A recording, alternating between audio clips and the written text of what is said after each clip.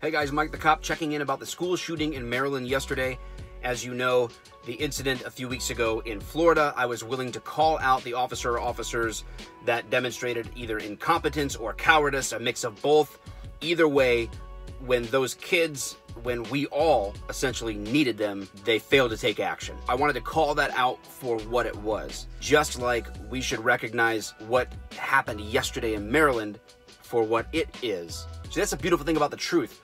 Sometimes it doesn't look good for us, sometimes it does. Fortunately, 999,999 times out of a million, officers are going to do exactly what they did yesterday and run toward the danger. We have seen it time and time again. But this whole incident has got me wondering a couple of things.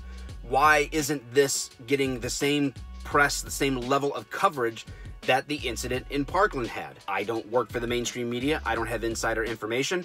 I do think there's a couple things at play in my best educated understanding. First is that just wasn't tragic enough, right? Not enough destruction, not enough loss of life to be as important of a news story as what happened yesterday. In the news, if it bleeds, it leads, right? And the news is a business. They have to drive traffic to their channels, to their websites. If it's just not getting the traction that a larger scale incident has, then maybe they don't push it. But I think something else is at play, and that is that this simply doesn't fit the anti-gun narrative. And to cover this story honestly requires either that they admit that they're wrong about that agenda, don't see that happening, or they have to twist it somehow or ignore it altogether. If they're not looking at it, it's not real. But let's be honest about what stopped this school shooting yesterday. We'll back up. What didn't stop it? Maryland's law against assault weapons. Maryland's law against higher capacity magazines, or clips, as they call them. Maryland's insistence on comprehensive and universal background checks. Extensive application process for concealed pistol licenses. Very few licenses being given out. Not accepting concealed pistol licenses from other states. The registering and licensing of handguns. I mean, if only it was illegal to not possess a firearm in that state if you're under 21.